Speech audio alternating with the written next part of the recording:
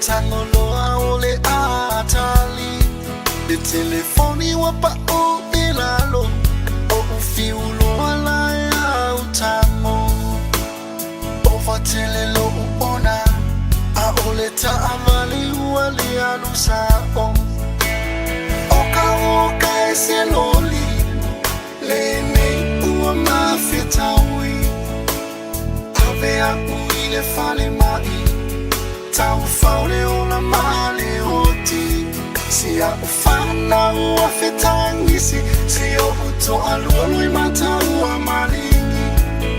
Lo uai mwafayule tonu Olo uoti moesa uni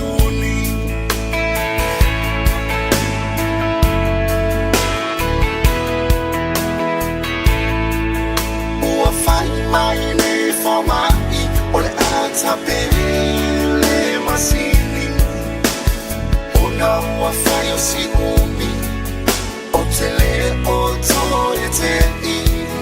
Lo uainga ua umani Faamone mole toe faatani Faalumo seleo ititi Olo wabanoa lea etasi Yesu hafetai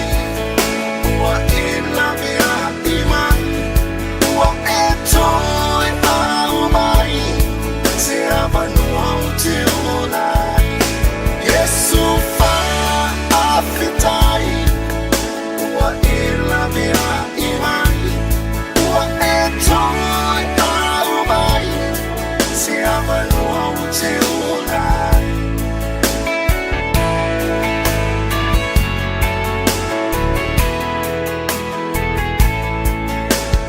Te paloma faufau E opu ale fai fea Ta umaile alofo Yesu Ai o atama ua amo Le nei ua ola mona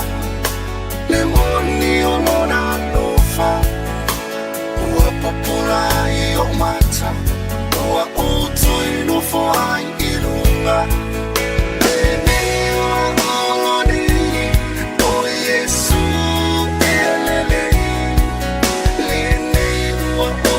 Fia o ole toi no bia what ole marijuana to for imaleta aveta amale ona wa omelo wa lelea Yesu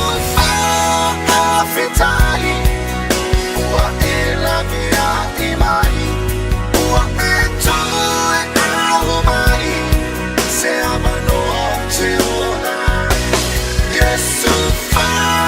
afetai Ua elavea imani Ua etoe aumai Se amanoa teona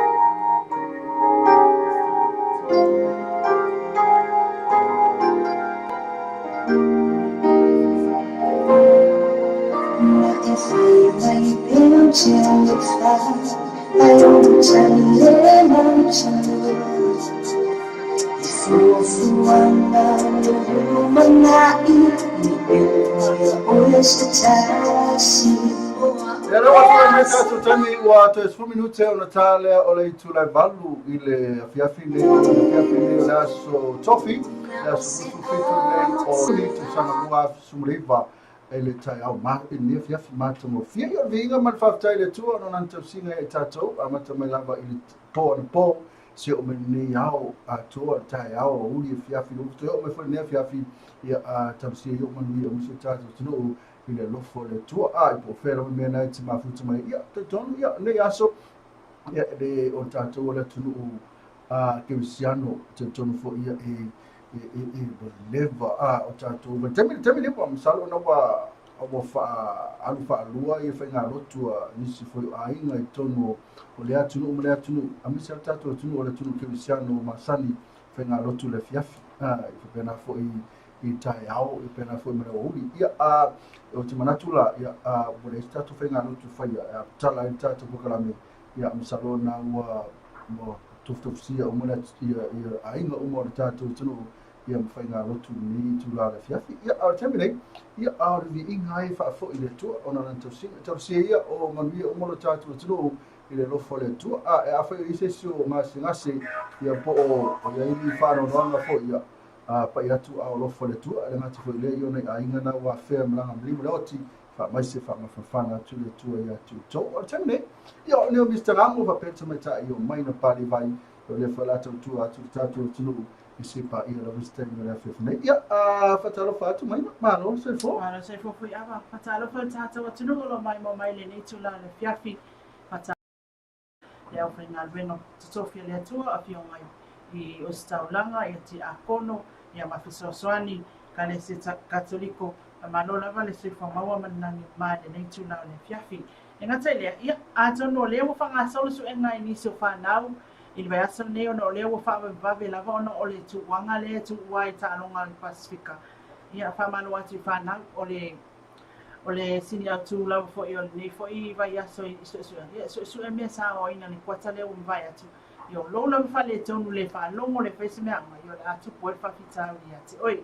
malol sai fo maua malangi mai tatou ainga te tasi nu mafio anga ila to lo fai al fai fa le tapena pena ia mafatantali ia te fa mata ngo fio tatou ai ia wa fo le tanta dia to tatou malo mai as fo le amata nga solo mai ai e pe ona fa ai do mai ia ele committee o la to lo ngafa mata pena nga o talo ngal pasifika ia ola se me manai antu kuia te oila sonei ia vigia le ali awa fo ina tinga man fengta ne ya so mona lu tau ia fa mo mo le ai ia ilo na taimi te va ai ilo na nga maro le tau awani mea wa fa le fi ai ma fo fa ia fa tu lai mea ia ai alo numero tatu va ine uma ia so le ali ma fa manianga le ali ia fa fo ia lo taimi nei le so ia lo taimi ia taiau ia fa malo atu foi ia ila to foi ia lo fainga wenga mtanga lo te sen malo na telea ia o company ia o fala tonga ese ia me se lava i fa ulunga o mtanga wenga ia ma sui fo il pa ni mene pe na ia tatu funo al pa ni mene le so fa malo sui fo ma ho na ma malo so noa malo so noa maina ma te tonu ia na ua vero maina fa sui fo ilo ma ba se lua ia fatalofa tu tunu ia fa malu foi pa foi na to fa le tonu mai tatu live ne watu ia po tabilivili ia ona le tabilivili na vele wili ia isa wal pese sunga ia sive venga vale o tabilivili le wili ia male diselinga ma ko ave nina e ta ku le mai sia e sao ia tu lang le ka sia e sao le tatu tatu ko kalame ni tu la le fiafi ia o vai o tulanga na ole nei aso po anime nei na fai tupu ni aso po afo ni ne fa le tun ia o te ma fo po anime le nei ia na me le ia uma tule ro fo le tule tau sintato ia le ea o tatu mana vaina ia am ia fo tatu la to isa tunu lo langi la e ma di o te mini la tau le tau na ngate le ni me ai ia uma fa fita o disa ai ngala la verta vale ma di o mai ma fui e lo longa mi fa pena au te mene tatu wa tunu sa mo nei ia ele pele lo pala mena fa pe foi si i motupu ia ti ese me leanga na o me le ia pele so tupe ia o le ala vai mo ala vale sa lo le o tatu tunu ia to te la tu fa mai mativa ia o va ia ia o le sai su tamata ia o te lo ai ele sa tunu mativa tatu aya sa le ia na sala ia e me fai na e felo ai le tinu fa fona lima tala e vai so ato na lima tala ila ato se vai so ato ia le langa na hamo e lu mai le super fingo me e tamai ti me uma fa kakia na rai longa lima ka skailia fa pega ka olla se kele o kupele aku ali no le se me Sabe lei lava ia a le tulanga na ia o we o leva ia mai na tangata na e di matala la tu. Masalo ma sani a mai na tu di matala. O ista e amu ia mai na. Amu ia mai na ile di matala. A le si matua le ai ia se mea. E o se lua tala. Ma kwa le ai ia se mea. A ya e le ia se Sofia ai, le Sofia inu ia o lo tele le sua vai, tele mea ai. Ia wa an fa pe i se e ma liu foi le fi ai. Ia masalo to tele la tu ma liu la wala fa mai. Wa maliu le fi ai ia alo wa ina mena tu mai tawina la mai tatu tu samo o le la po o tata ia wa ma tu o tu fa fa ia ma vai tu news wa ko ia hivi no me tama ima tu ale ia se me ai ia o tatu o tu ia ka va ko o na tele me ai va ko le ia me se o pa ia me se ne tanga ma fatia e lo fia ngai ma lo longa ia ai mai se foi sul fai ana pole na wai se ata fa mo loto ne mai mo ia foi e longa Facebook ne lo fai me se tama ma sonalo na mali le mo fa se Mexico ai na o e tau kolosi le tua o ai ai o tu wale ma fai ona o le vai le nasa tu le o mali le mo e fa ali me ale ata le o la fusia si tamaititi po stentiti po ia le o non tamale ta o to mai fa o mai o le wha moi loto ia o ia Pope Francis na ua aina tangi ia na nafi ina na saunoanga i whatawa a pe o le mta upunga o ngane te vina au mai e Pope ia i la tau sulfai ia lofa ia tatou atunu e tania na i tangata sulfai atu na tau o le matativa e mai si lava tūranga o sulfuanga ia sa mua ia tatou o palasi e whamanuianga le li ia le kumu al ma ke ki nga kai ai ngopan ki fai kai ata tira ia o kol fa atu muli ia al market ia o le nga solonga masani ia o so uma ele se ranga foi leva pe lo fa pe o ka ki so le wala o le fia o le ngi me ai so le ia tu ranga nei tata no te foi me lo tupu so vai manu tua to ia ma to ia no funi taulanga tau le ni fanu nga lue ta tu le teme fanua i ku rupa me le fi ai fai ma manga fai tonga fai ya ko ka mu ko nga ufi e pena foi ia malealu foi ai e fai le la po ala to ni ma la mo pe se vange fa fo ta tu no me manai tu ia me tu foi ta tu mai na so ia o ta tu ma tu nei e le ma se e fa lo la mo fa fo ua le se si fa fo ai la mai te me tangi e lima e tangi ni me fala velave ia mea ai ia e fai le se me le ia su le se ki le suka ia fai la mori le se la ki e ia vai te misa e ma tu no uli se vai te mina ke ro pena o ma sa na te mina tu te di fan no mai o le suka le se ki so e ki so ai no ia ono le se suka fa suka ki ia se vai la le tulanga na sai la vai te min motiva sai ia ala sa so fu la le ia tato ia ai e tau sami mai foi in fresh tuna ia so ia te man tua tala le sto inu le sino tua o ila no o faima na tan mai tu pe ka o le pe tulanga na fa winga ia o le atina ena i fatoanga mo fanua ia o mo mai ia se leni ia e pe fa na e ta o le vaenga le swa le te vai so ia fa ia fa i le market o ia sa na tona o le fa so o se la au so se fala au aina so se me to tana ai fa tona le someone women agricultural group ne o au ai se o na tapu na lo tapu e mai mo meni ni tula le fa ma lo lava so se me ku kama o pi o ina e fa tau so o ai le fiona ni pa mia au mea au fala au ina la na ma fala au fai sua ma le televisio o mea tau organic food ia ole tulanga leina la tona le o ati na ia ole kele o la ko me fa kau na ma fo fa la no me fai la tanga tato le me fai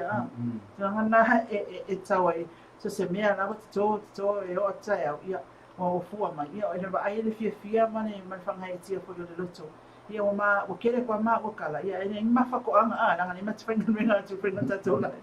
e ba tu langa tu fa mana tu mai folisi ngali ina sa ola isto ina na sa fai pule fo fai pule mo tu malo tu ere ngali ida ma ko o ka fa nu ola no fo ai tu la isto ina wala alu isto ina pa ia ko fa isto mai me asa o sunga le tofi pa me sa se la tala nga no ma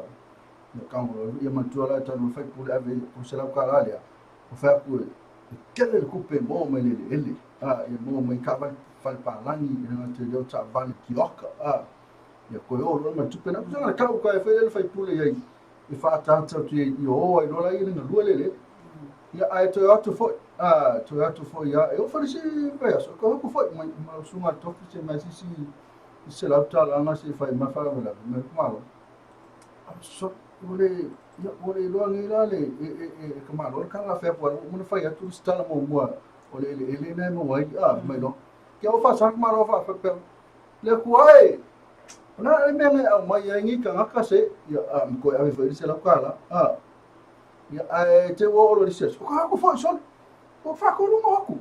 mai ro ka malo wai ka malo mai Pemelo kemaro le tuai. Avatu ya ni tangata. Elisa nga ilo langi. Yo tulangara ya fai e taulo bona tum fai tatu nga lue me fai se mea. Ya o tatu tum fai le sa ili mal. La fai sa ili la tangata ya. La fa zinga ave la sa ili la tangata ya. Mo mala tupe. La ku oi amai. Ko la fa sa ya wa ye le fitawu. Wila man fa peta to le lofa ya wa ya e se lofa mena la sa abatu mo la ba ye fai pula le mai ai tu pera par pala yo lo e lu e par pala ai de o sta ila e pula stuff ne la no ba pe na ya ai tu langa foi le pe ta to ba e pe fai mai ye ni sa nga fu ya ba tele tan la po sa mo le mati ba tan la po ta se le foi tu langa wa le fi o te tele tātou wale fia o te whainga menga mawhana e sa whai e so ia to ina mano matua e o tele la mo tātou ia o a mawalonga nuenga i o whana whana while mua ia whaingo fia lea lua tu whalofa a tanga le apa pi supo o le vai moa turang whapea aso ia sa lai titi a mea ai whapea nai maua mo ia e o so ia sa ia tunang whailele whalua le aso ai me leile ainga ai ai whaarifu mai mo ki aso uma aso voi sa sea e vai e whatau mai whalawa mani whaango mani ane stele ingo se titai au le ai e tasia se mea ai pe fese kopa i koko whaaka minimino e la so a kopa whaka ai lau te tiro nai ai ngasa mai aso ia taimin nei ia o matuale to ese mena pe a whai tula koe ai te tau mawha ia te o se a whai tula o tulanga na ai lai ma se exercise lai ma se ngarwenga o tulanga na leo whatele na tau telo tātou tino puta o mei whara mai ia e sa lafu ia wa ia ana ngai e leo se whatuanga al mātata noanga e whatuwhatua i manatu o la fiafi nei e tātou LOABAY ma TAUAFIAFI ma LOABAY ia e tātou kokarawe māsani pio nei ia 50 tas Malo nama maina ya te mri fatalo fatu vanga le mafuta mai runga tātou YouTube ia Sio Collins mai se fu manuia lo sunga ngamo pa pe foi le to ofisa malo lava fafutai mun live fatalo fatu nei Seattle Washington ka lo fai ia o la to mai fai to tātou live ina i sunga ia Sio Collins e te me sa wai o nei sa mo te fa mai wa le mata mai ia masa wai foi fa nga tātou company business ina pe ona fasala watu lumali tātou wala leo. Vai ia te misa wai Sio Collins. Ia vale wa vea la mata mai Sio. Wa vea me foi lele o fia na mnawa ia fia sau. Ia sau foi lele moni mau ma se sau se to yo ma tātou tunu. Ia masau la ia ma lewa ta pena atu tātou tunu. Le telo au nanga e fale ainga. E tātou ta vale rate fale te no foi Sio. Pena foto te la to ma foto ya temele ya amatu te mate maina e fa talo fa foi na tattoo company mana tattoo business ma to ana le ni company business nei ya to no le ise me fa pelio na la ve e ise me la ta e lo fa tinu a to la unanga yo no le ana le me fo na tattoo company business nei ya e fa lo a to la to company tattoo tinu e fa fo ya le ngati fo lo le tattoo tonu sa mo nei no fa tai lava Pamalo atu Sio Collins? Sio Collins. Pamalo atu Sio, mamau te melo mai mama e Sio, whakatani mafuta mai tātou pokalame le tuna le fiafi. Ia e langona whanga e tia o no lea ma walo mai mau mai ia whata ua tātou au nanga. Ai o tātou le I whaawawina le pokalame au langona wha I loa le sau tā ua ona I company leo loanga le mai ua mafuai ona avatu le nei whaasalananga e tu sa atu no ngota mlo lawa mwhai ona e mai mo mai ai e mua tato ako group ia pe o le sponsor lea po le langa msua malo si lea o tato tana mai samo nei o ni mele tupu la tunu I le so ia e tu ina atu no le whaanua longa a le ako group ia atu ai ma le Fexco Pacific ia o le wangala ia ma le Western Union na tau ia whatinonga ia le lafo ina mai tupe ia ma le tua le Western Union tele ia la tutu la fono whapio le sila tu la fono ane o te mai tau al terminea ia la wani so le malo la tunu olo ele o mai loa mai lo sila fia atu la fo mai le tupe o ia mauti noa o le ingoa la fo mai le tupe tu sa le mali ingoa tangata le tono le passport le swafala la fo mai o tu sa le mali ingoa le tono le passport ia po se ID fo isamone ia mwena e o atu le Western Union e tala ele tupe tua awa ale ai pe se ase ingoa stasi tono le swafala o lo tu ina I tono le tusfola ia e toi fo ia le fale e toi whaasa o mai ia le e really o e toi whaasa o mai la fo ina mai tupe whaasa o le swafa tasi nao o nanga ale Fexco Pacific ma le Western Union o la fo ina mai tupe wha moli ia e mai se fo ia o le number one currency o le lato tau le whatawina ia ma whaaliwina ai fo I tupe fo ilea mai atunu whapealau sa tupe Amerika ia e te ola I la vaenga ia le Fexco Pacific ia la tona me fai ona la to whaaliwina I tupe sa moa I se tau lei e whawhiwhi ina ilo whingalo o le Cafe Laterano ia Lucia ma si ana au whingarenga ia whaktai tele le whaano mai tato po kalame me fai ona mai mo mai sa moa whaktai fo ile au nanga ile atunu ia a whai te fia tau mafa ngā lala I le aso e sawalia le taulanga o pia se whai ngā whatau ia po lala wale le tūlanga na e o mai le taulanga a whiani ina le Cafe Laterano ia Lucia ma si ana au whingarenga nā tūnai au ngā tūmo oe o le Moatonga Complex ia o le awhionga Sinawaa ia ma tangu moa lale tangu moa sufali ia le whapea ona mai tātou atunu o ale rato whani Moatongi hotels ia whapea fo ia rato ta awani Moatongi po rato car rentals ia ma le awa nangale le fausiaina o mea whale ia whapea fo ile toi fausiaina o le fua ma ia setini fua o leanga ia me whaiona au mai ina ia Sinawaa ia ona wha so fa le ato ai le ale ngata le o lato fa le inga o la le ngwa fa Shen kitchen Shen kitchen kitchen yeah Shen Wai kau fa senga le eu vou ser tu foi mal so le Shen kitchen e ela você vole vai te Shen la so fa le inga la ma wai me ai o le poke o le oka o fish and chips, chicken chips, o siamini. Ke le o kuka ese a kenginga. Yo Shan's kitchen ia o le oka se ko ka ngoni ngoni. O le lato wa foini, o lato fale engala ia faiona e afiani ai tau le lei. Tau mo fie ia fa male loto foi lava e tau tonu malau se neni o lo fa pena ona e o atu mo oi. O le SSAP, Samoa Stationeries and Books, o le SAP,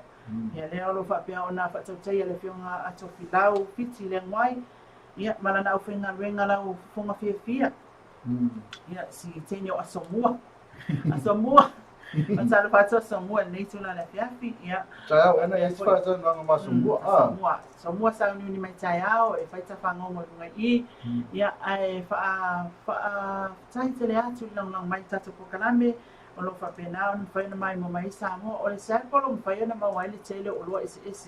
I te tonu taipe o loa le umukuka, o loa le wila, ia pe o masini tā mea, o tunanga I whaamamuta ngā mea,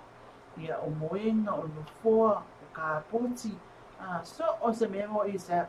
I for sep le mawai le telo mea onga ese whanau, o tusi whaitau. Awane ngalo na e o ane, e te mai mawai te matamata. O le tongo fie I o mea sep. Ai o le tūlanga fia I e nine sep. E te me, e tai aso ama whalilato pa u. E anai o loa e ale aso e whalilato pa u.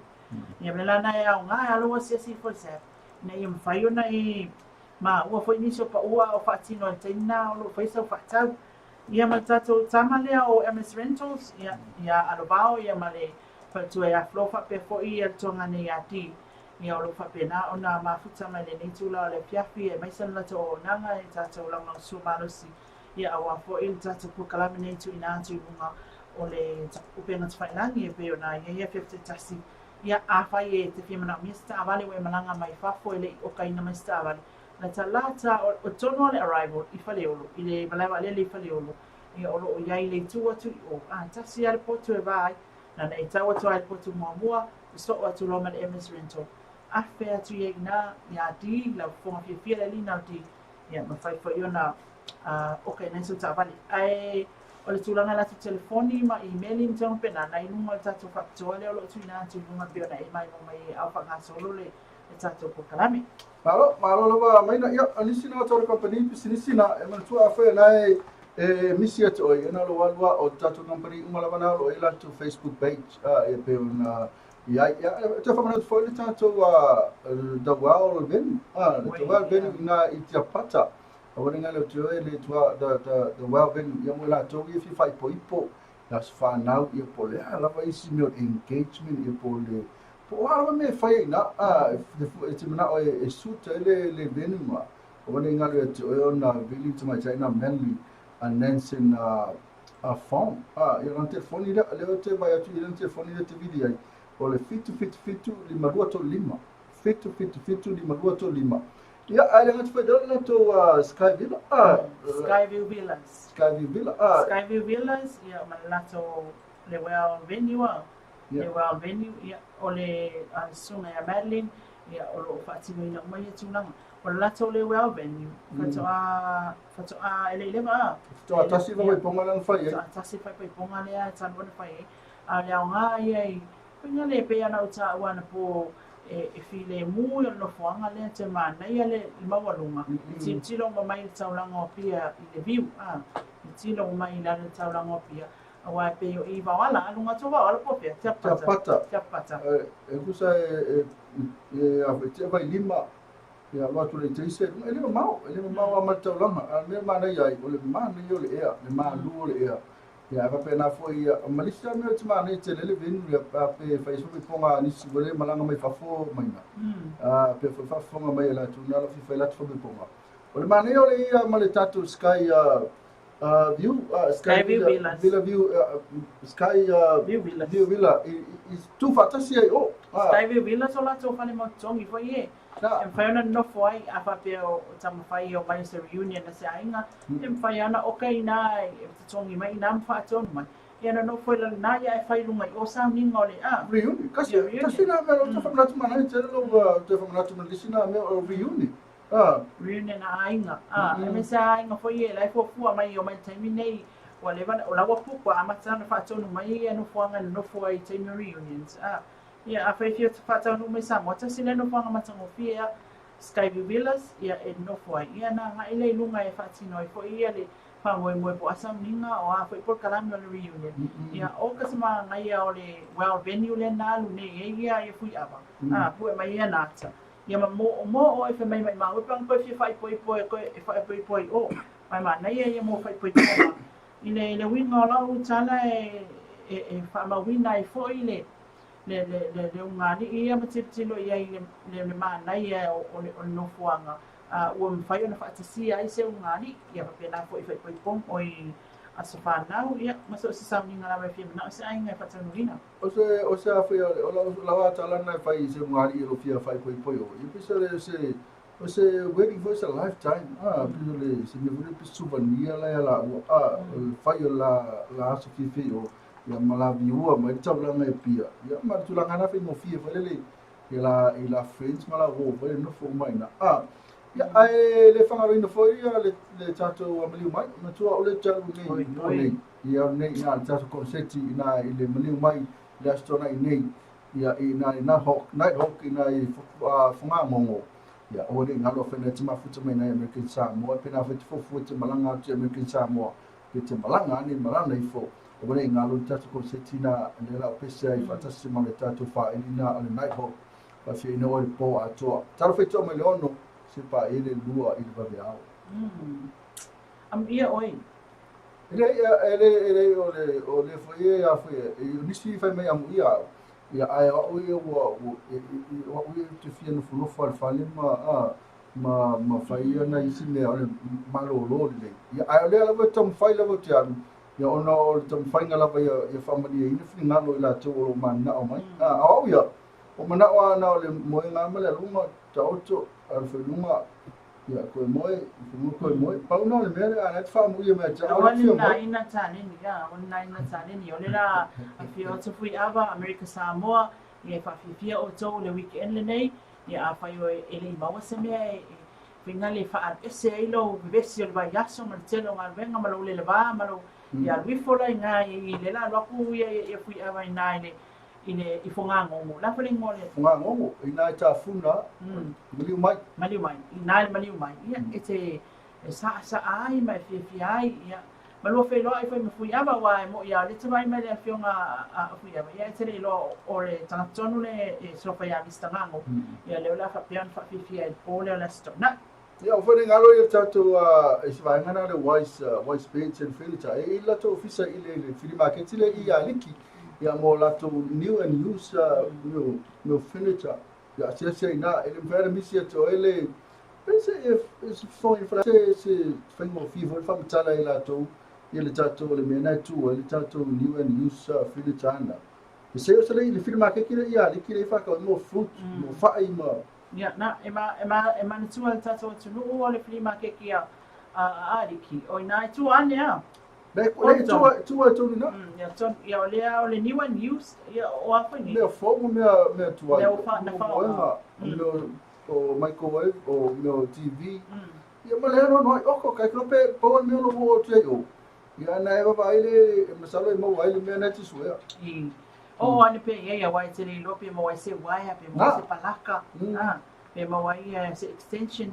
fini fa ongai na te fia ma o ani o maua se tau mo fie o na family lo tau le le mana se le ni o loi ai ia o foi le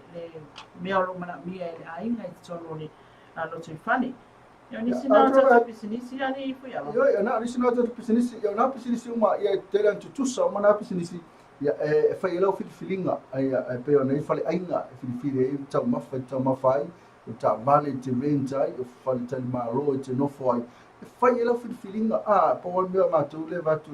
tu mai na o ta watu sana ta watu ne lo ma esilfia ya na fai ela filinga sa o pe ma ne fai inga le ma tu fai mai na etele tau sa me pe na fai le ma nai fo is fai inga ma na ya le we ma alun fai lo le ma nai le tu ani o le Hall of St Mary's pe fa pe tianga mai anga sawa mai tai o le tate ia fe mai lo ia nga I Utah ia o fa pena ona ia so mai le radio Polynesia ia o le si fale le I fa sanga tono no mai awala le se Hall of St Mary's ka sanga tono mai le awala le tu atu la le Hall of St Mary's anga I le lucky futan le awala nga le si roots nga le so mai konga I le Hall of St Mary's ta fa le Hall of St Mary's ia o ina le enta to fa enga le ma nai o le manongi ma nai ma tamo fie kuka ia me se fo o tamo fie pe ia lo tara lima le scoop ina ale mo fa spo ma si ma se me ala vai mo ai ia fa mali lo to ia ti oi e me se fo ma nai o le mama ma tamo fie o no fo ngai ma lo ai ma ta ma fa ile tu ia o fa nga solo nga be no aso Alo patalo fatia ha sua masi me kalo fo lo va se lua ma lo tu ma tu fi o tu fatu sua masi inei bring back in Melbourne vai vai o masiado ia lo o tu na Melbourne e tu mai tai le ia poseli fo yo ha sua masi o yo fatu hey brother fatu o fatu sua masi mai ia ole si kamal mato no festa uta ia ole fa mai mo mai Melbourne ia talo fa fatu ma lo se fo e la fioma Yo pena foi alta la vale mas ni ma mai o alta meki sa teko. Malo o fa malo si do tu te fai ni fo yanso. Ale ngata ile o to ofisa malu o Palmerston North. foi New Zealand me la leu falo longa tu foi lua por kala ma tu fie ia fiafi vai le tasi mala tamate alta o to ia lunga futa mai lunga tato YouTube pe na foi lunga le website ia ma lunga foi le tato simple video a fai ai to nunto a fio mai ni Samoa se mese mai o le la to nuta ao ia ona fe mai kako felo ina le manai tato felo ina ile fala ina na le ke fe la Tirano fa inga le tato motonga Shen Kitchen mo to fala ina ka wang ka kuma fu ke fala ina yang ai di sia ma ta no ai fala ina no al motonga o kasma ai me ai la vai kuka te mai tai ko le ina kuka ba tiri no atu le me le kuka mai o ka se ma na ia fu le disi me te fio tau sami ke tau sami mai o fa fe ere o mal me ai le o ko ke le me ai sa ale ma la ia tasi me na ita fio te ale ma nai ele ngata na tau sami me ai faltino ia ai sau fu pe senga fo ile fale nganga o ko se ma na ia ele ngata la we ese wo fa no tu pe wo ma kwa tumu o ta ngata lo ma ona faltino ya we ma ona fo fale nganga fo ile ma na yo pe senga ma nai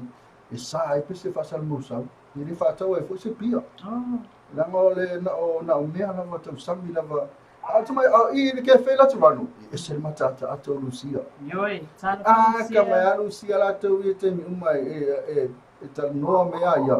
Yo me uma na le mana ia tatu fala inga nei ia wa ti de o talu ia ia tate ai ia ale anga te mana yo tama fa ia au fo linga fo mala fo mo fie le pule i mala fo ngal bama sa ole ia ai tato vai male manu si tato tunu ia o ma wa ia la fa la wa twa ai o ani ia ina tato fo inga na ia ma tato pisinisi na o ni dia o la tato la mansu ale o fa ia na e mai mo mai le ni tu la le fiafi le tato po kalame o le tau fiafi ma le pei o te nei ola ta sta pe se malolo fo ia fo mai ma tua o pa te la le se lo vivia o malona tata pe se fo la tatu pe se sunga mautu tasi mo le 12 ta sunga ia lale le sunga le ia lale talo ia po sunga ia bon talo ia tu sai voi male sen me fo pe se fo sunga ia mautu tasi ia ma so fa tua le ia matalena ia ile pe se le mai o te le tu man tua ina ni o le anga pau mai o pese dia fa lo mai le la o pese fo ana le va release ia le fa o release mata to pese fo wa ele sautu mai le pese dia o tele to manu to ina ni o le anga e pe ke fa o to le ita pe te tangi masusu to le ita pe ke kalo ulu le lu al fa o to le ita pe fe so le fenga ka malo ma to tasi so o tele to manu to ina e la usi me le fa fonga ia la o ka pese mai no se fa e mo fa ia tato news na ia o dio ese se vai ngale ni tu es o tato tala i le pepine ia o le se tala mai le investe o Samoa i lona pulenga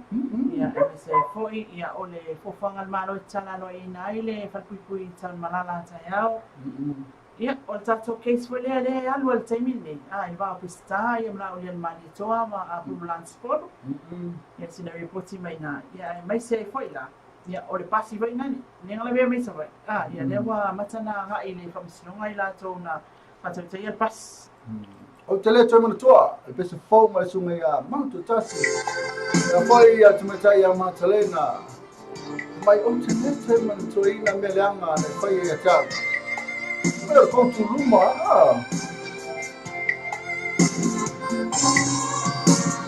Mano fatia e mano lo si lo matani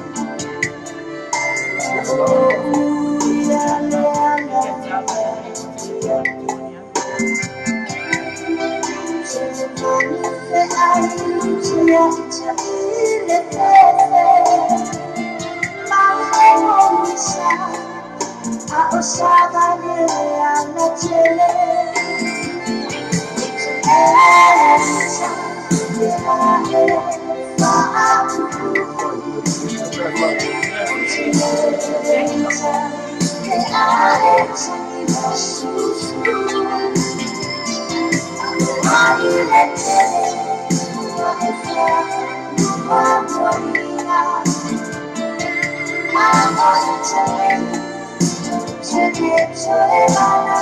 I'm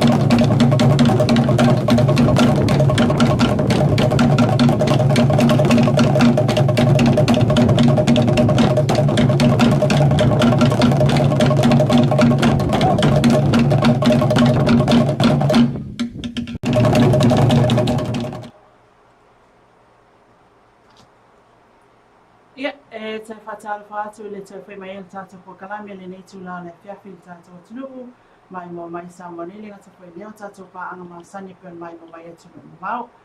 Ia awhi o le whatoa e mai mo mafuta mai tātou LOABAY Global Network. Ia tātou live lea ia po tātou po kalami ma sani lea whiwte tasi o whai moina o le tau whiawhi mai LOABAY. Ala mai o nisi le o tala na maa o le tātou tunuku le so ia wafo e lau whaafonga mai mo mai. E po moate tātou tala o wha vai le tapa au le University o Samoa. Le fionga ia profesa le apai tu ua I laua fui la laua sofo so. Ma watalia le kapeneta lea whaai unga. O lea tu langa na whaelo mai le fionga le liminstawa onga ta alonga manga nuu. Le tau whai alo au ke ne tisio. O le fionga fui sa wha malolo le tu mawai. Au whai ese so e ngai whaatau lona whaatau tainga o le University. O le whono whaatono le University sa whaatula I mai lea mata upu le kapeneta. Ma toi tu ina atuai le kapeneta le whono whaatono le University. E whai e isa la tau whautuanga. o le fautuanga la le na lea ua mafuai le whaamawai o le tapa au le university. O le mata upu le nei, atu ai manisi o mata upu, lea na whaamalolo ai fui, patasi ai mao na sui e to o le university o Samoa, ia pe Star Desmond Lehan, ma maunga wa lii u whangalilo whaamanu mualia, ina ualia e maini whaasea, mau atu ai le mata ngā wenga, e tu sai o le mata upu I whanau, o lo au sia maka e skolasipia I peitai, e le ia vea le lisi o whanau o lo maua whaamanu ianga mai le malo New Zealand. E to tongi ma o mafuai I le atunu. O le mata apula o le nei le na whaapea o na toi whaalu ai le mano le isi tino I tupetele. E to tongi ia o ngā whanau nei, ai awa ia te tusai o awanua na maua. E le ngata lea o nisi o mata apolo a fia I le tapa awa le university. O lo whaapea mai minsta wa onga o lo taria, fo isa whaai unga le isi to olua, lea o lo whaamalo lo foi, o no le nei lava mata upu. O le fionga fiu ua se fulu tausanga o ia tauina le Tofi o le tapa au le University o Samoa o le tausanga iafe o se lava viva. Lea na whau mai le University o Waikato New Zealand na whailonga o le Masters of Arts with Honours la fe o se lava fitu. Lea na whau mai le na whailonga o le Doctor of Philosophy mai le University of Australia.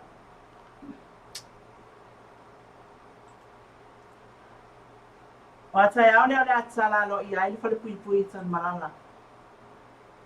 O sa ngā wenga o lewa foi o tele ai whaiti o ngai malo le atinu. Pei tai o lewa tino mai o le whamoe moe o le malo I tu o le nenga wenga nei mawhai o na se e atu iai I la tau o lo tuli whaasaranga I tawha ingata. O na wale sa o ngā le mu lea no fuanga. Ngole soi fua malo lo ina. O pangata.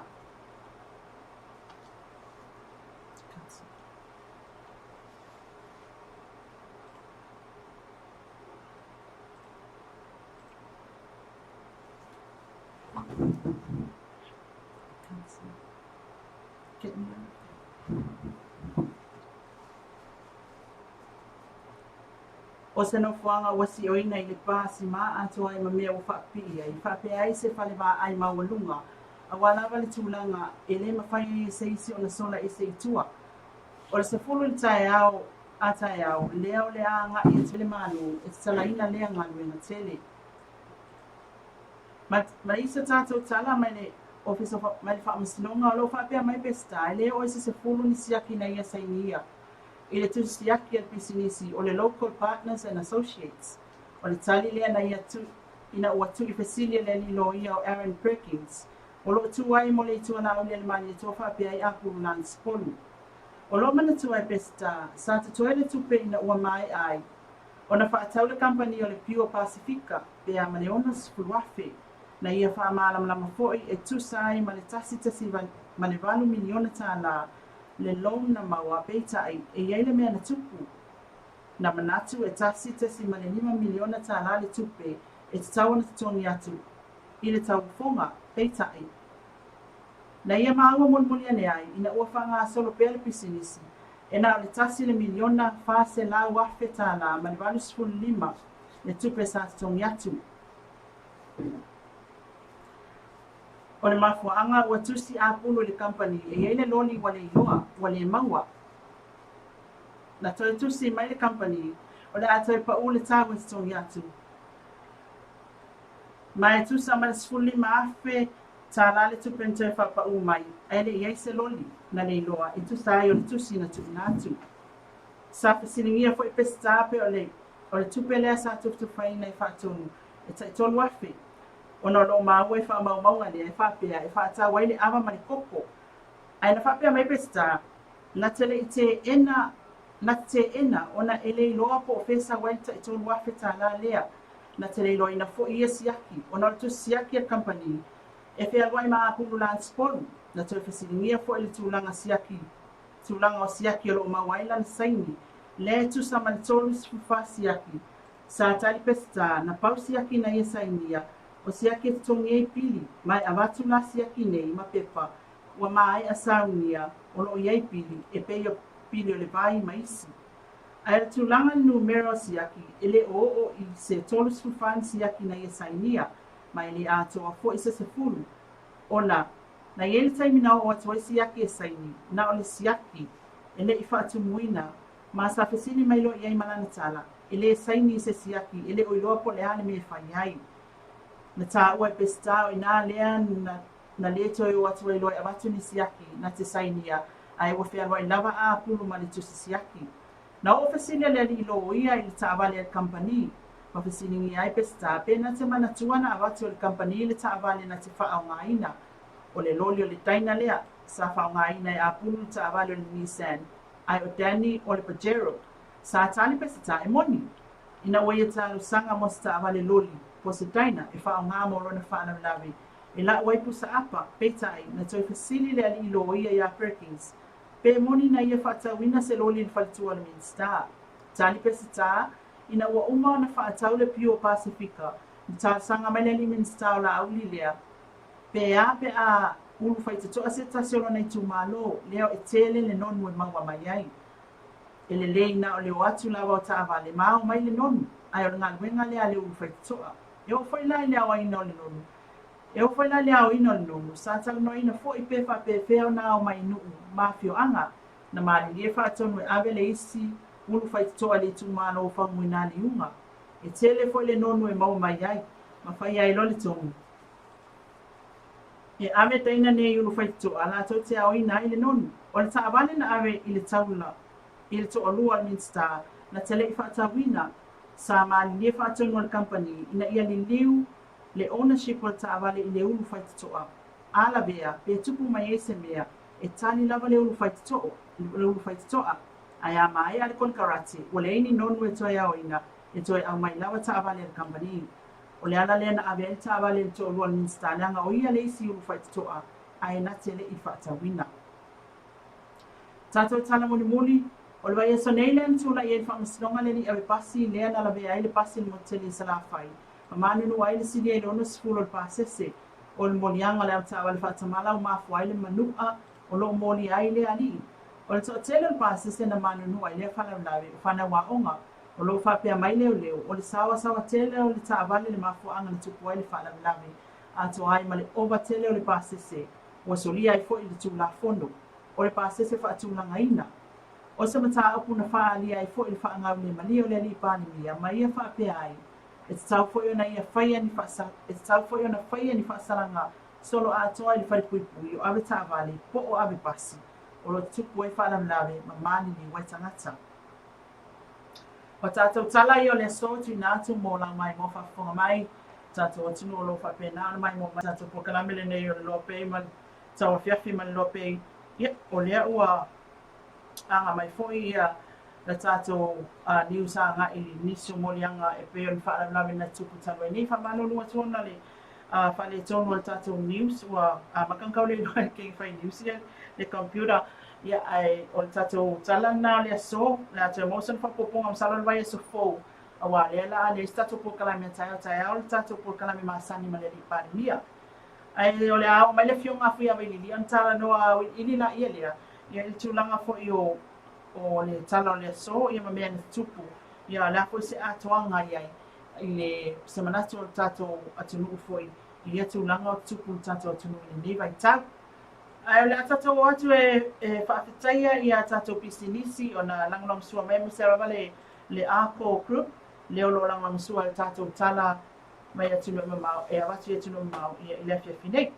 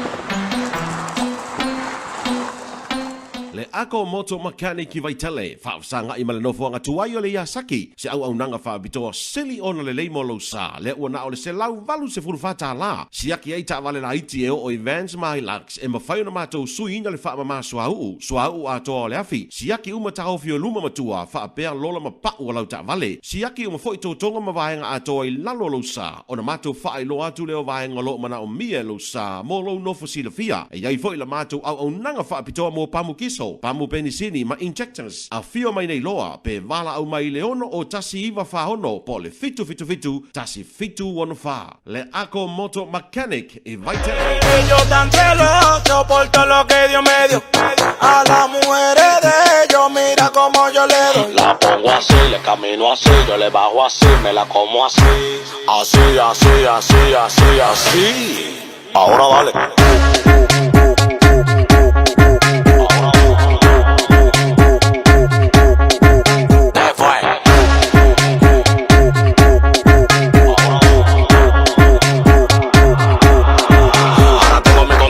preguntándome qué es lo que pasa. Tengo una mata pariendo cuarto en mi casa. De que yo salgo a la calle flow con la grasa y ustedes con su brujo leyendo su taza. ¿Qué es lo que tú dices, bellaca? Me gusta la colombiana así, de berraca. Que le den paca, tenemos la paca y como un pelotero, pum, te la saca. Ellos tan celosos por todo lo que Dios me dio. A las mujeres de ellos mira como yo le doy. La pongo así, le camino así, yo le bajo así, me la como así. Así. Ahora dale.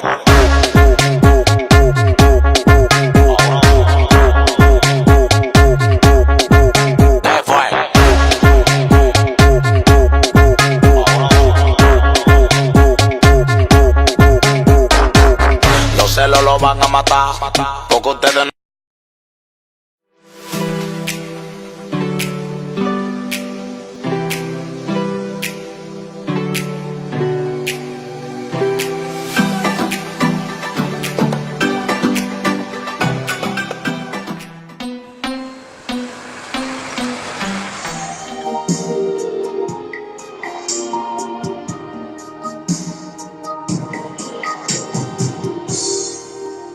Na ni sina o tata company bisi sina pe ona fa fonga mai ai ia ino wa mai a fo ia le tata new sina sa fo ina to mai taina mai na pali vai e ma to fa na wina tata new sina yo ona on la ma lo sima ia le tata ako group ia e le tata fa inga na ma nai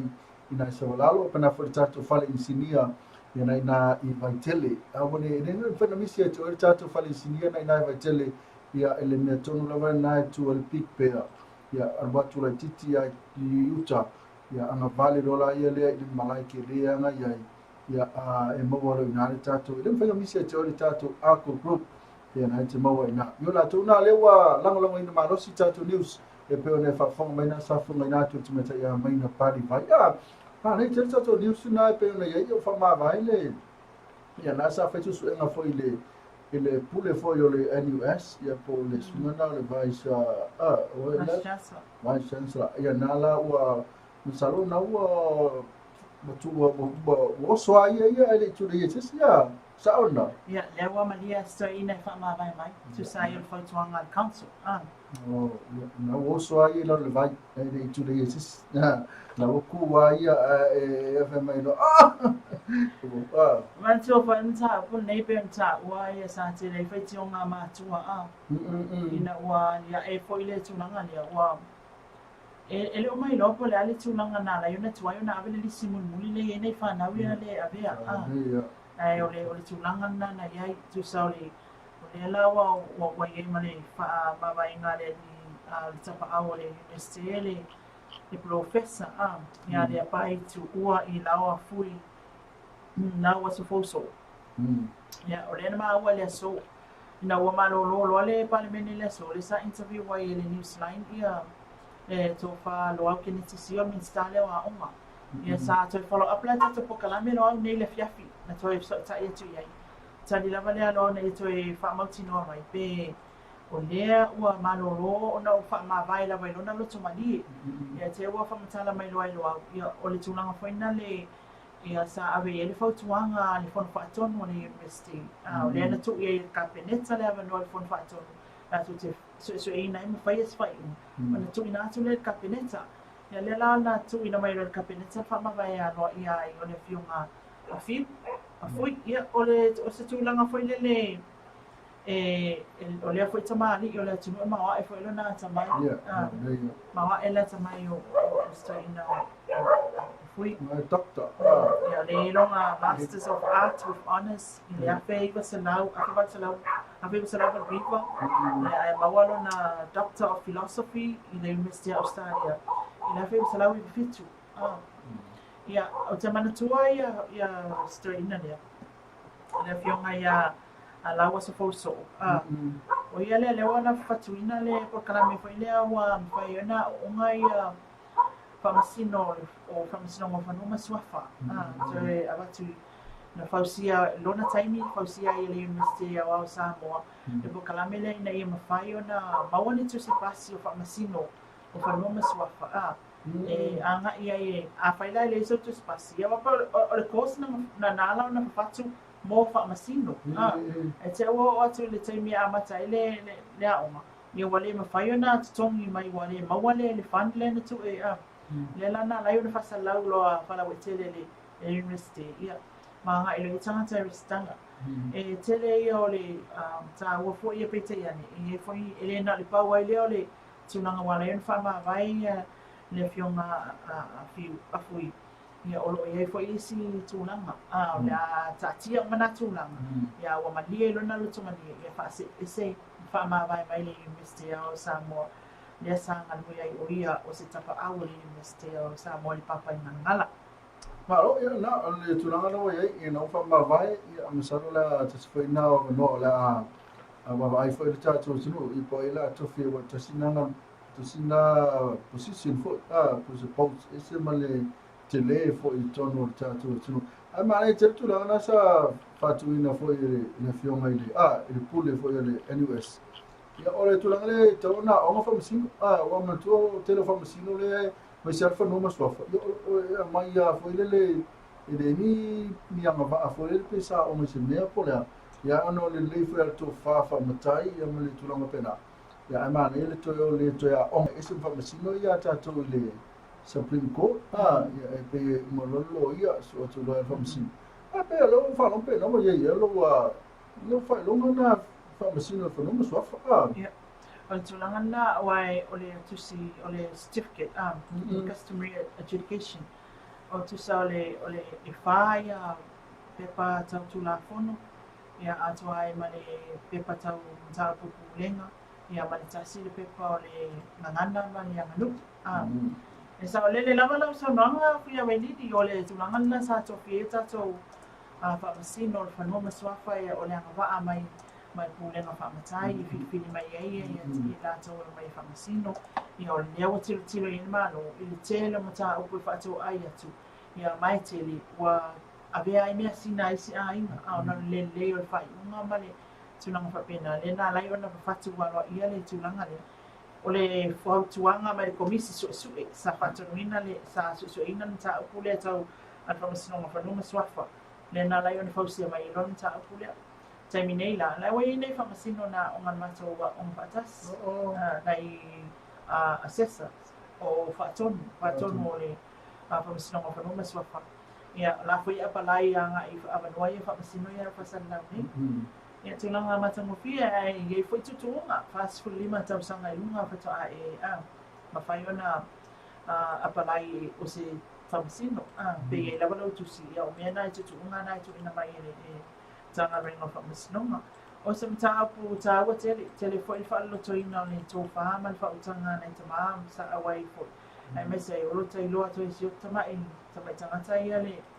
te leo wanga nuu matu maanga Samoa ai mese o tūla fono. Lena ona tātou titilo ai lo maana mai. Ia o le whai unga o whai ai le awhionga ia fui lawa se fo so le so ia o sa o le upu fo le mamoni le upu le afu ia vai o le siri le toa e puleano na loto na lo le na tia ele on ia na fo ma vai o le tulanga vana ia life goes on Paul meno fai fui o fui yo le move on ma le kele fo mantua tauafiofi foi e tele foi tala tangata ma tele foi pressure ma stress ma ne lan fai umana e fa ma vai le ya masalo ya wala ma tolo lo fasu lima wa tawena e apply for le kai ko fasu lima o ya tasina ya e ma ne foi natural ma te sa vai foi famsino tama cha i foi no mas na ia na famsino te rola ia se famsino tama tai lo e foi tato fatto me pe ne ele sui o media ya rula su avai to pai rula su avai sama to ia fatasi le post le ya ai lo faso solo mai me ano fanele ele ia le o tai fa pe mai o ma kwala wi au ka kala mo fu mai o e fa yana ai me se la vai o fa nai ai ngai na ia mo se ma sanga tato tu nanga le nei na le wa le mo mai le information mo no swafa. Kalau ya tasina tato news tato news masalo la ba tato news la ngai ko wala to mai tai ni ya wa ta foi ona mantu o nei le tu wa foi ya tato wa hiki alu na o ya no la to la ele o te alu o tu la ya ole ni ke fo tu wa ya le isi tu la ai fa tato le mo le pa to le po pa fa no o e fa sino ma le fiona a pista le fiona fa la uli sunga la uli ma le to na fo ia le fiona famina pulang sport. O tulanga lewo lewo tu I fasili wa lewo fale fasili ale loia le tula la out. Tu le sa fa for sanga le tu leo. Ya sabsi ni fo I ele loia le tu leo ya le fiona pesta ya le sola le na fa awa waile fasili ale tula le loia le ale ile o Aaron Breakings le na mai faktoa mai fa foi loia parang le na mai fa ia awa foi le tula la ulia ma pulang sport ya e ta wa yo fasili ana tele le so o sai ni no siaki sai ni no siaki mali dia fa tasi ya to no ma fontanga ia le lo o ta wa ile fa pe mai pestai ile ia ma semana to fa to nto pe to na o fa le to nta upule le na fio ma fo I wa fa le to company o na me ia wa o ia me o fa le to no company na tali me a ba nga ia o na wasu ia to ia ma fire solutions ya le wa fa pe fire solutions ia to o fa ma ba na tali to mai fa to no nga ia te ia ma shareholders ya na faya tulanga na mali umai faton pe tayolo to ifisili mai ele lo ia le tua la ule mali tua ma balance ko le ele fa pena ele ese tala etasia mena na ele so ya ai ole tele ole ta o siaki todos fu fasia insainia ai lo ele sainia pesta le la tinai ele te pesta na tele sainia siaki mai pesta na pawa siaki le na te mana tua na sainia ele ato sa fu on siaki na watu o tupe e fia tana mo pili o vai pili foi na o me tonu ai na ala na ia le to sainia ni siaki na o atu tangata ma le lif ai le fatu muina watu o company e watu ia business pa pela watu le pepa e fa ia toile fa matala toi pole ale ma fu anga ia la yo na le tupe tonu ia male fatu muina siaki na sainia le shareholder ia po president po ai lava fa lunga company ia fa la pesta ele stulang pa pena na watu ale lif siaki foi na la pepa le se me fatu muina lunga e mana fa mai na sainia ia musu lo fatu lo ele ma faina o saini se siaki o tele ai se fa matala ngama ni me o tu sia mai ia le lan te fa foi me lo ma tai lo ina ona le to e watu lo ni siaki na sainia ia ole tulana le na mun multai mai pia awai itatu tele face fa yung al time ne case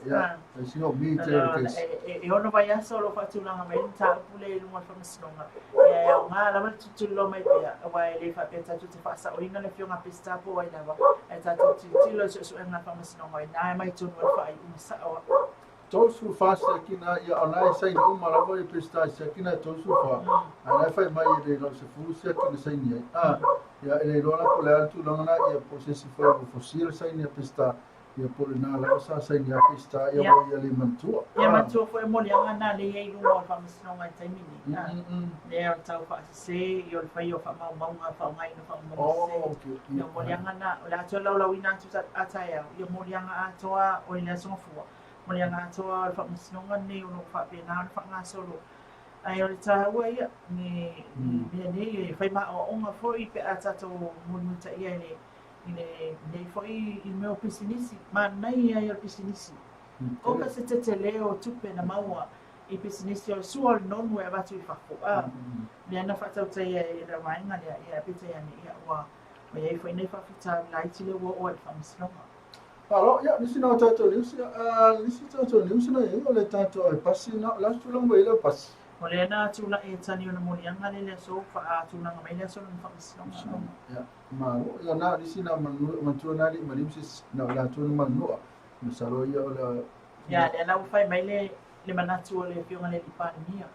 mai le foi pe atu fa salanga solo atua I ave pasi o lo mani li wai tanga ya sa I le foi le fa tamala awan mo lianga le vai ti le pasi le o le ave ta vale fa tamala ma fuai manu ya ona o le to tele yo pasi se o ka se pasi aman tu pas la papa tolus fo tolu fa popo tas ya pas ya yo no sumo tu po le pasi se na sa ko bini e po tulangan na le so tu la fono le pasi le tam fa pui la pasina e mo sina ono masina e per tulangana e bari mariusis e personalizona na woni foi le ya o te fai ya la lista to niusina ya mana ta tele tulanga foi le fa pui oi sa tai ona na tala tatu fa pui na I tanu malala fe ya mana ya na ya masalo la e ai la le ni mo ngona tama ya le foi ni tama mafa le foi ni pa wai fo le ko so la se si pa wa ni tu langa le sa si ni ya sa si foi o se ile matanga venga le o fa pui na ia fa pe mai o fa afia ula ka ya el pa e mau alunga le pa ya makua pui wai ma esima e te fa ya o va o ia sia e wale sa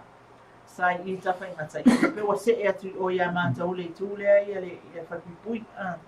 se le no forma o fia o se fia se mai ba I tu atu I fa la miule sa ia yo te mia fa longa wa so lan pa muta po pole foi le fa la miula tu I wa so sa me I fa la miua ia fa ta ro si fia tu tana malala e mi salo li fesi me la pole fole mo ia la wa mata ngo fia le ngal malo mala tina ele tu ina o tatu fa pui ia o le tele ia o le fa ba mo no fa ba ai ia e me se fo lo to a le lo ia tal sia o wa na la ba ona fa e malo no va le se fio I so pa onta ia me se fo tu na fo le so fo malo lo ina le I potu waleva o tuai wa se lo wa tu sana la fa pui ia ai o le tfisi la pola na me la fai o fa pui ta fa ko la fa la oma o ia le so to le mal su tafa pero esto la e una ne ke o kamo e ma sia le ngol me ko li la I fa la ungi pa nga so la mal su ya no es colila le ola ini na me o na me le fani ia me pe na mo manu foi le tafe ai o le se me e mo sa ai la le potu le foi me ai na I pangta ai fa pui la si fia ya le ya me ai pangta o la cha mai le ya me ai pangta ya pa na me le titi le malo o le sta ma le mo lo fanga le wa ya man so le tua so wa pe ya le ma wa ele ma wa pangta le so la wa chang ni chua makua yo wofo so le e lo ko ya americano chang ni tai le lo ko la tu la o fa ko le lo pa le fo se sta to update mai po le tu la mo ye yo le anga fa mai yo la fa la fita na ya le si lo po fe la ye ya ka si ye ba mo yo na avio le tu yo ya ma tu no ali tu so la ese wa na la pui yo le no ale ni fa ko so la ese disma tatu ko lo hono foi ta fialo foi o tano malana la tu na ia le sa minga ta o le na ya no foi sina ono ma sina foi ia mo ia la to ia la fa pu tu te mine ka ola ale le ia de o to ia la o sa uni tu tana malala e ma na ia fo yo le ea e nga te le o le potu ia ma na ia fo ia no shower fa ma lu ai ia nga te le o yo le msalo air condition fo ia ma le ma ne isi me te pole fo e o i sva nga sa uni tu me ke kange fo e stamale sa ka mo kuir ma to si ona to lu fo le su fito sama isi me pole fo le me te bo fa no fo le si pese na le ma sa no fa no mai po esa uni e pese la o esa uni e te esa uni e fai o ma fai a uma tonga ia ai o le mele ia o te fo nei se pese foi le pe la o esa uni o la o tu ia lo mata e la au se fe wer koko ne te wa me se le o le fai atu tala fa la fui ai o le domestic violence o le mea pito Sicilia nanta wa tawana le mana mia e le tawana mana mia tatu tunu ma le tau fai atu tina le fafita o le na e pela o le tulanga na ai o le o salamo asi kama ia tai lo salamo le ave ele afi o salamo wa le la fa pui ia tulanga ia tato umale mafuta mai ia se le sono ta ona tato o va vavelita fateli ngese la wita ia wa salamo mulia na famsino awane ita lo ate le vavela wita no fole lalo tala no fatasi tala no le muta no awane e fa no mo tu lo te le vavela ole o mulia na famsino le lawina mai o fa unga ile ni o afatila ma disse mai sa fai atu la valutina ia te oi la scala mai ia sa fai atu o tina o le teini sa fai atu o tina ia te oi fai lo fai atu tala na ia lona ia lea wana la tu fai le lonzolo e fai lo le kingi alwe se mai alwe se mea ungi e ka ku mai ia pete ia le na fa o li mai le ale o le tulanga fa me o le fua Fuavelea. Le fua foi le foi non so una le ma fo me fa tau va lava e o ma e le tau e me na le faisina ke le capel vai tau su fitu ma su fitu lua se fu tau sanga o no ve mo na fin me na e fua lava vai e vai atu tano mai ka mo foi so foi me na e tau na tatu tau fai tatu so panga ai se vale ia oni o vatu mali ele ale o sa matua pen toto sang pela ki fo le luto sang e wala vani luas futo sang ia matua te le ale va ele ngata te le le va te sang te le va ma fo fa esse ma fo fa ia o fea o le anga me ya Donald Trump ia malonto ai te tira foi io lai te mai ai do muta mata la ke o me foi de pere o fa foi o tu lo ia fai le misala to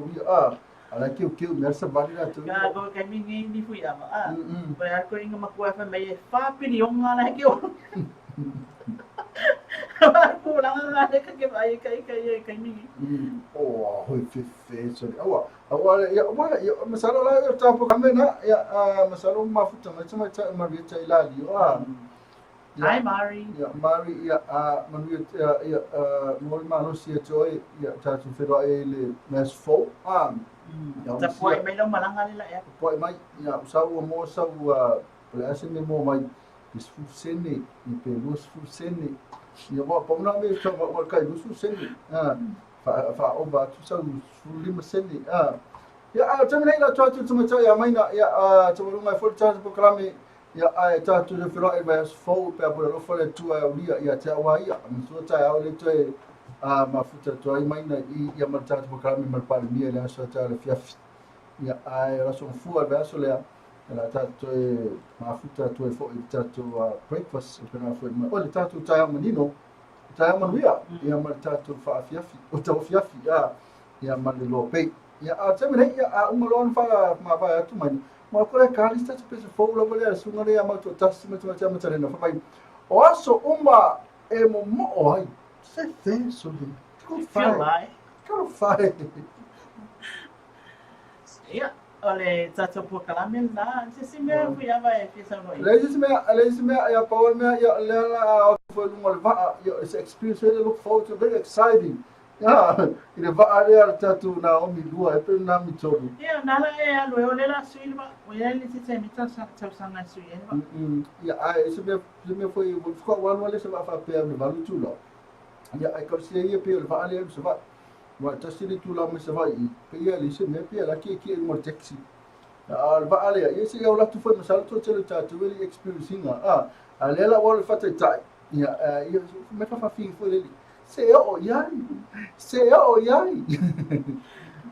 Yeah, o tato po kalamil na sa moa me se tato pa anga mai mamai tino mau. Yeah, fa penantu ina tu sa o mai sa mo nei le tato po kalamil TAUAFIAFI ma LOABAY. Yeah, o lo tu ina tu e fo instruments tu po le so. Yeah, ma fa fi nei fo tato tu no itana mai sa moa. Yeah, I might say for onisio o issues. Yeah, po mata o patawa e au fo na pani manatu ia I ngata ia mawane ia alo fia mai na vano o fina ngalo pa tai foi ma futa mai lungo tato o nanga nei awane fanga loina tato business pe ona anga nei mai le ako group ia ro fa pena for the Mexico Pacific Cafe Laterano o le Motonga Complex SSAP Paul Sab ia ato ai man MS Rentals fa pe foi la le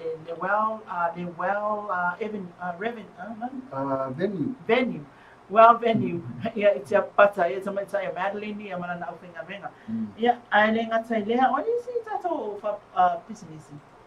Ia matato ke fei la Laterano. no we o tato business wa le flea market ya Flea market ina ia le wise paints and furniture. Yeah. New and use ina flea market kire na liki. Yeah, tato business na fa tai tele lang so mai pa mania le tua ia meu fa mau foi ia ono tato ona no ta ia mai mosa mo tato ko kanami ma was fa poponga ne po kanami la sma fo wa ta ia tato po kanami mane li pa ia mane recap ale ila sto na ia ai tato filo ila sma fo pa pula lu fa le tua e abatu lo se fo ma se mato ora vai tato te ai ia ai fa to fa mo neten ia fa se fo.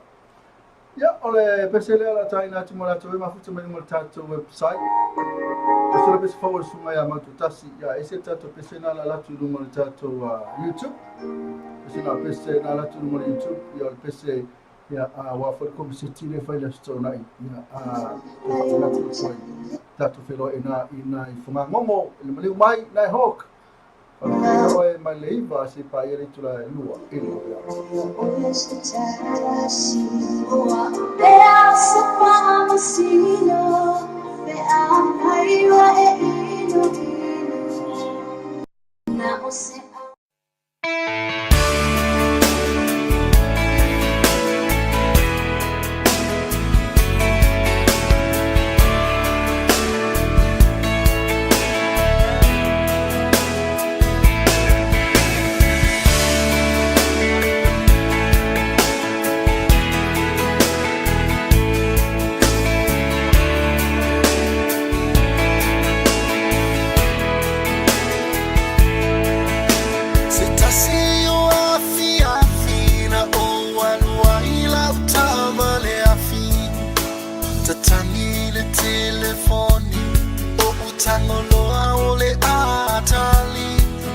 Telefoni wapa o ilalo o fiulo ala ya utamo o fatelelo ona a oleta amali wali alusa o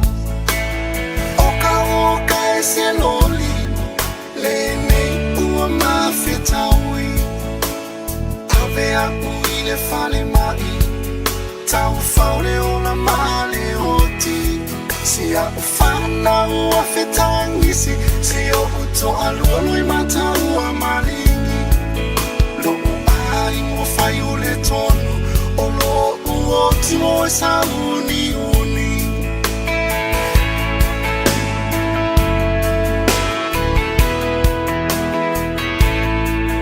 Ua fai mai ne famai Ole ata pele masini Ua faio si umi O tele o to e te I Lo uai nga ua umani Fa amone mole to e fa atali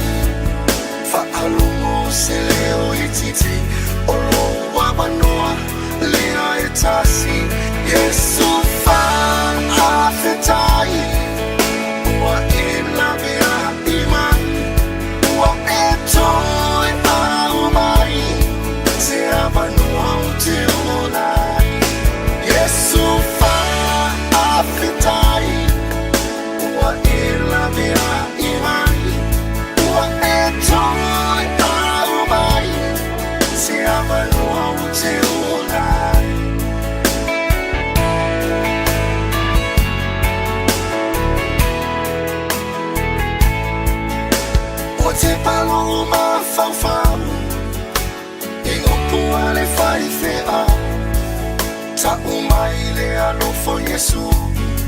ai o ata mau a amo li nei o la mona le moni o nona lofa ua papura I o mata ua o toi no fo ai I runga le nei o loni o Yesu elele le nei ua o fiafia ua o le toi no pia ua tukule marijuana tu fo I maleta aveta amale ona ua o wiloa lelea Yesu afetai ua elavia imai ua etoe ahumai se amanoa te ona Yesu afetai ua elavia imai ua etoe ahumai se amanoa te ona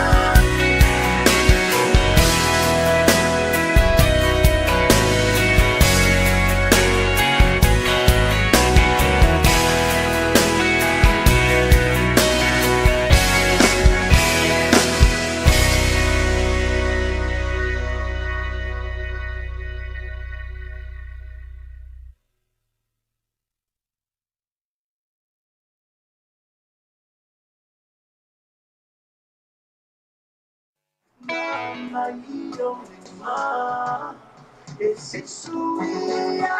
ainda na pana maya ko